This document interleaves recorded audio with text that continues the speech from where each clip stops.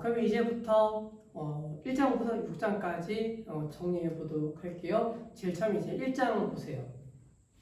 1장 보시면 이제 노사관계 개념과 특징 나오죠. 그래서 노사관계 개념. 두 번째 줄 보시면 근로자와 사용자와의 관계, 그리고 노동조합과 사용자 사이의 협력 조직적 관계. 그래서 근로자와 경영자의 관계를 노경 관계라고도 한다.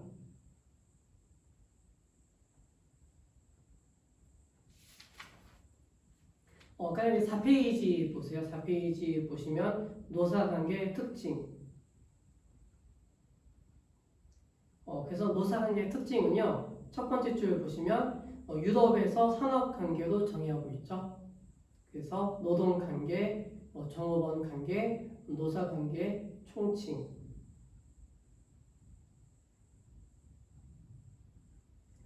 그래서 이제 노사관계는 세 가지 특징을 가지게 되죠. 첫 번째 특징은 포괄적 의미의 인적자원 관리. 그 다음에 두 번째 단체에 교섭하는 거래 관계가 되는 거죠. 그 다음에 세 번째 특징은 5쪽에 나와있죠. 5페이지 보시면 산업평화 정책을 위한 노사 공동체의 삶의 질을 목적으로 하는 특징을 가지고 있다. 그래서 협력 관계 내지는 평화적 관계가 중요하다라고 하는 거죠. 그 다음에 6페이지 보세요. 6페이지 보시면 근로자들의 힘의 원천, 노동 3권이 되는 거죠. 노동 3권. 그래서 노동 3권은 단결권, 그 다음에 단체 교섭권, 그리고 단체 행동권. 반면에 이제 경영권도 봐야 되겠죠. 경영권의 힘. 이거는 경영특권이라고 하죠. 경영특권. 그래서 경영권을 행사할 수 있다.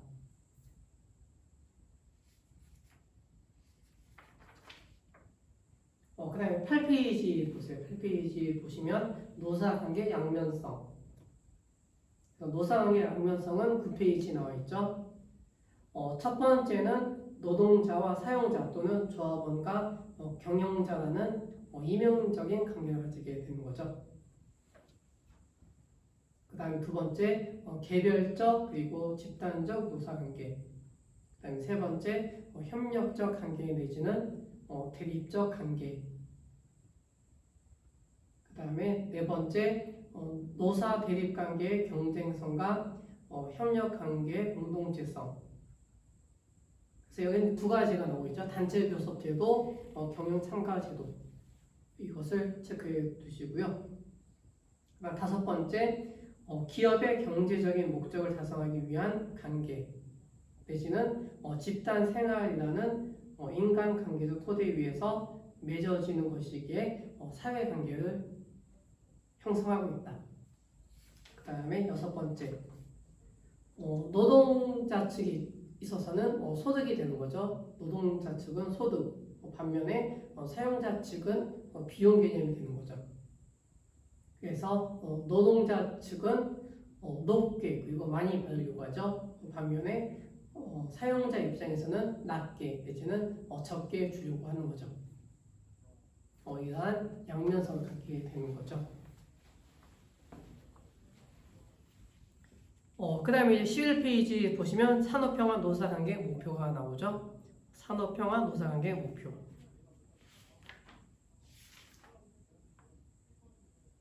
그 다음에 12조 노사 간 공동의 목표가 나오죠. 노사 간 공동의 목표. 그래서 산업평화적 대등 이념의 실현. 그래서 첫 번째 인격 존중의 원리.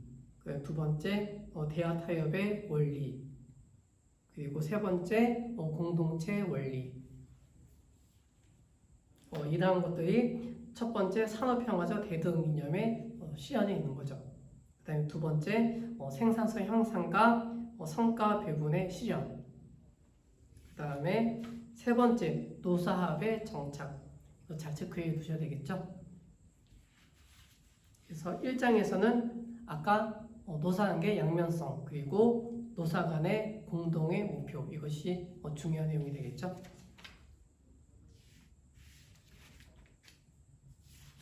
그 다음에 2장은 안 보셔도 되고요.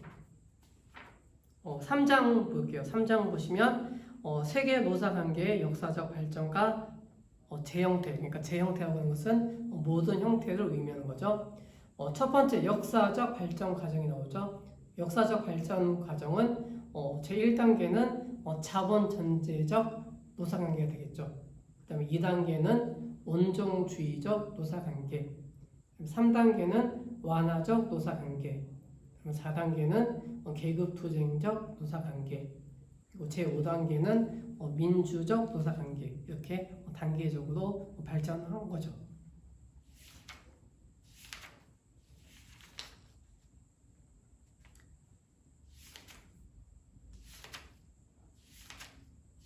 그 다음에 제4장 볼게요. 4장. 세계 노사관계 유형이 나와요. 세계 노사관계 유형. 크게 두 교수가 주장하게 되는 거죠. 커 교수와 그리고 오우치 교수가 주장하고, 그래서 커 교수는 4대 유형이 있는 것이고, 그 다음에 오우치 교수 3단계가 3개가 있죠. 커 교수 첫 번째 보시면 제2절 나오게 되죠. 제2절 보시면 세계 노사관계 유형과 특징. 그래서 첫 번째 경쟁적 노사관계가 나오죠. 경쟁적 노사관계는 영미식이 되는 거죠. 영국과 미국. 그 다음에 59쪽에 보시면 친권적 노사관계. 친권적 노사관계는 독일식이 되는 거죠. 그 다음에 세 번째 계급투쟁적 노사관계. 이거는 프랑스식. 그 다음에 4페이지 보시면 공산권식.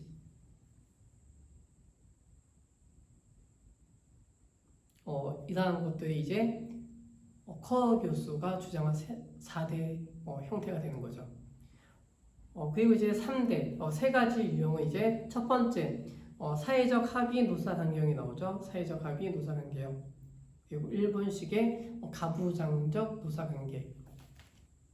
그리고 기업자치관리적 노사관계, 이게 3가지로 구분하게 되겠죠. 이렇게 정리한 것이 57페이지에 나와 있죠. 그림 4-1. 그래서 노사관계 4대 유형은 경쟁적 노사관계형, 그리고 친권적 노사관계형, 계급투쟁적 노사관계형, 그리고 절대적 노사관계형, 이렇게 구분하게 되는 거죠. 그 다음에 그림 4-58쪽 보시면 가부장적 노사관계와 사회적 합의형 노사관계형. 그래서 3가지 가부장적 노사관계형, 기업자치관리적 노사관계형, 사회적 합의형 노사관계형이 있다.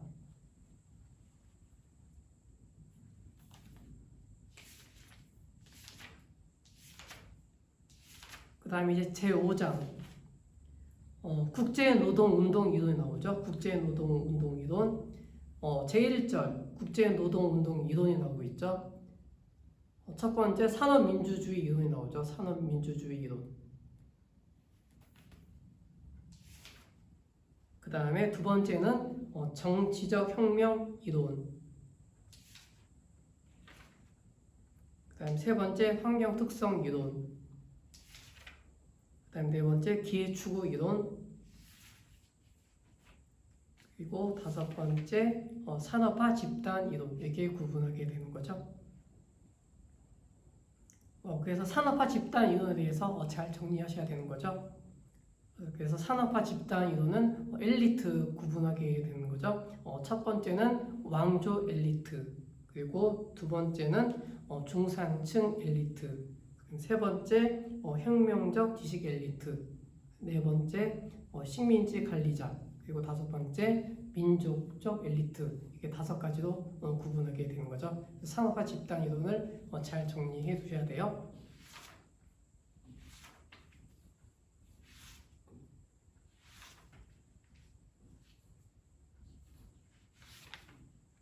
그 다음에 다시 앞으로 오셔서요. 산업민주주의 이론 나오죠. 산업민주주의 이론, 노동조합주의 이론이 나오는데 70조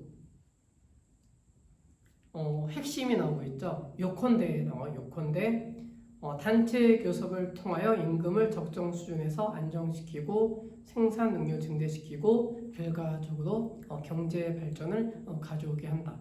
이것이 핵심적 요소가 되는 거죠.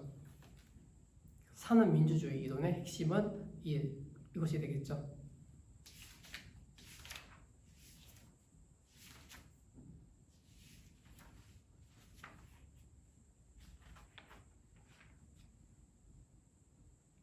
그 다음에 81쪽에 보시면 기타 노동 이론 나오죠. 기타 노동 이론에는 기능적 분류 이론으로 구분하게 되겠죠. 기능적 분류 이론, 그리고 인간 대 기계 이론, 그 다음 세 번째 경제적 보호 이론, 그 다음 네 번째 노조 통제 이론, 네 가지를 정리하시고 첫 번째 기능적 분류 이론, 기능적 분류 이론은 다시 5가지로 구분이 되는 거죠. 첫 번째는 기업 노조 운동, 그리고 이상 노조 운동, 혁명적 노조 운동, 약탈적 노조 운동, 의존적 노조 운동, 이렇게 구분하게 되죠.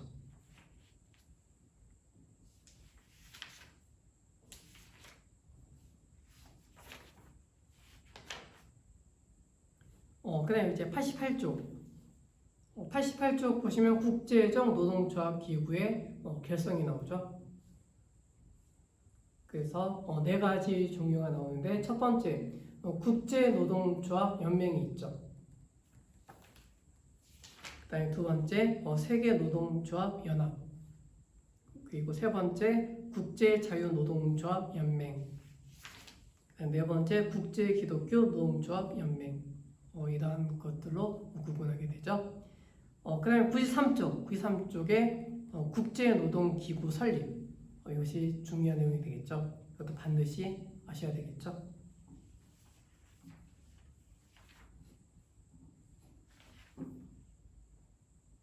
그래서 첫 번째 보시면 국제노동기구의 헌장.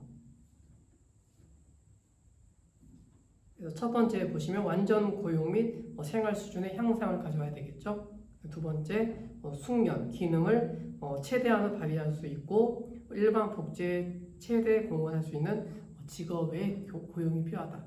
세 번째 직업 혼란을 위한 편의, 또한 노동자 이동을 위한 편의도 공유해야 된다. 일단 네 번째 임금 노동 시간 그리고 기타 노동 조건에 관하여 모든 사람에게 진부의 성과를 공정하게 분배하는 보호 및 최저생활 임금의 보장. 다섯 번째 단체 교섭권의 승인, 그리고 생산 능률의 부단한 개선에 관한 노사의 협력. 여섯 번째 사회 보장의 확장. 일곱 번째 모든 직업에 있어서 노동자의 생명과 건강에 충분한 보호. 여덟 번째 아동의 복리, 모성의 보호를 위한 조치. 아홉 번째 충분한 영양, 주거, 레클레이션, 문화시설 제공. 마지막으로 교육과 직업에 있어서 기획균등의 보장, 이런 것들이 국제노동기구의 헌장이 되는 거죠.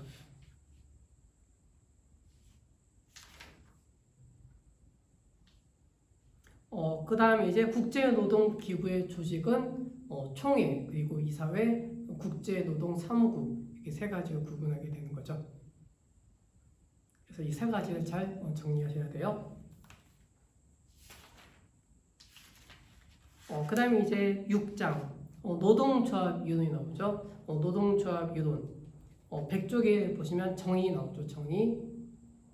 노동조합은 노동력을 가진 근로자들이 근로생활의 조건을 유지하고 개선하기 위해서 조직한 항구적인 단체. 그래서 101쪽에 세 가지가 나오고 있죠. 첫 번째는 노동조합은 근로자의 자주적인 단체. 두 번째, 노동조합은 근로조건의 유지 개선을 목적으로 하는 단체. 세 번째, 근로자의 항구적 계속적인 단체. 103쪽 보세요. 103쪽 보시면 조합원 확보 수단이 나오죠. 조합원을 확보하는 수단으로서 두 가지. 첫 번째는 이제 노동조합의 가입 방법이 나오죠. 노동조합의 가입 방법. 그래서 여기는 이제 여러 가지 휴업 제도가 나오고 있죠. 기본적 휴업 제도. 첫 번째 오픈 휴업 나오죠. 두 번째 유니언 휴업. 그 다음에 세 번째 클로즈드 휴업. 오픈 휴업 보시면 고용주는 노동조합에 가입한 조합원이나 가입하지 않은 비조합원이나 모두 고용할 수 있는 제도. 두 번째 유니언 휴업제는 오픈 휴업제나 클로즈드 휴업제의 중간 형태. 그래서 고용주는 노동조합의 조합원 이외에 근로자까지도 자유로이 고용할 수 있으나 일단 고용된 근로자는 일정 기간 중에 조합원이 되지 않으면 안 된다는 제도. 이것이 유니언 휴업이 되는 거죠. 그 다음에 105조 클로즈드 휴업. 기업의 근로자 또는 종업원의 고용 조건이 노동조합원을 전제하는 것. 그래서 클로즈드 휴업 제도가 노동조합에 가장 유리한 제도이다. 그 다음에 107조 체크 오브제 나오죠. 두 번째 문단. 두 번째 쪽에 보시면 노동조합의 조합원은 균등하게 그 노동조합의 모든 문제에 참여할 권리와 의무를 가진다. 다만 노동조합은 그 규약으로 조합비를 납부하지 아니하는 조합원의 권리와 의무를 제한할 수 있다. 이 조항을 통해서 조합비 납부 의무를 두는 거죠. 그 다음에 이제 노동조합의 본원적 기능 나오죠. 본원적 기능으로서 세 가지. 경제적 기능, 공제적 기능, 정치사회적 기능이 있다. 그래 111조. 노동조합의 형태가 나오죠. 노동조합의 형태. 그래서 개념 그리고 장점과 단점을 잘 정리하셔야 돼요. 그 다음에 117조. 노동조합의 자격. 맨 밑에 두 번째 줄을 보시면 노동조합이라 하면 근로자가 주체가 되어 자주적으로 단결하여 근로조건의 유지, 개선, 기타 근로자의 경제적, 사회적 지위 향상을 도모함을 목적으로 조직하는 단체 또는 그 연합단체를 의미한다. 그다음 이제 119쪽에 보시면 이제 실질적 요건 중에 소극적 요건이 있죠. 이것은 결격 요건이 되겠죠. 결격 요건에 대해서 정리 잘 하셔야 돼요. 5가지 요건. 그 다음에 125조 노동조합의 운영기구.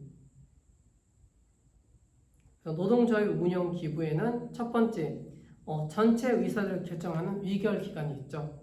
두 번째 그들 집행하는 집행기관으로서 위원장, 부위원장, 사무국장 등의 집행위원 또는 집행위원을 두게 되는 거죠. 그다음 세 번째 감사기관으로서 회계 감사 등을 담당하는 감사위원을 둔다. 그다음 네 번째 기타 특별기관.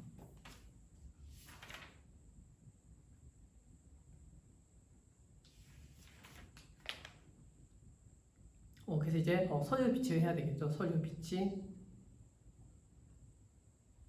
서류 비치는 조합원 명부 비치해야 되겠죠. 그리고 규약을 비치, 그 다음에 임원의 성명, 주소록, 그리고 회의록, 그리고 재정에 관한 장부와 서류, 특히 회의록과 재정에 관한 장부와 서류 이런 것들을 준비해야 되겠죠. 그래서 이러한 장부 서류는 3년간 보존한다.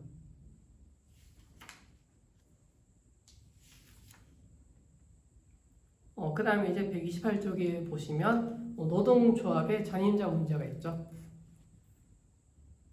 두 번째 줄을 보시면 근로자는 단체 협약으로 정하거나 사용자의 동의가 있는 경우에는 근로계약의 소정의 근로를 제공하지 아니하고 노동조합의 업무에만 종사할 수 있다. 이것이 전임자가 되는 거죠.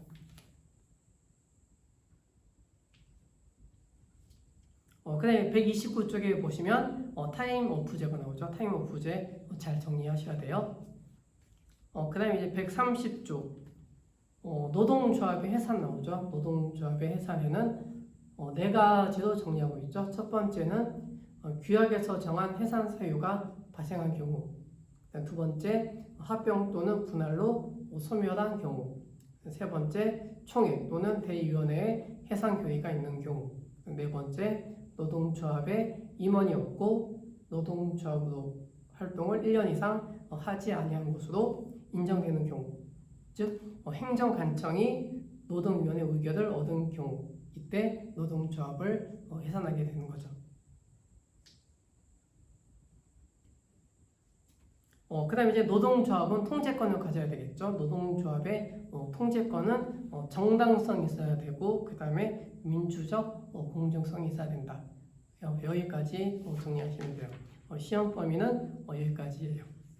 그래서 1장부터 6장, 2장은 제외한다. 그래서 오늘 수업은 여기까지 하도록 할게요. 중국어사 잘 보시고 다다음 주에 뵙도록 해요. 수고하셨습니다.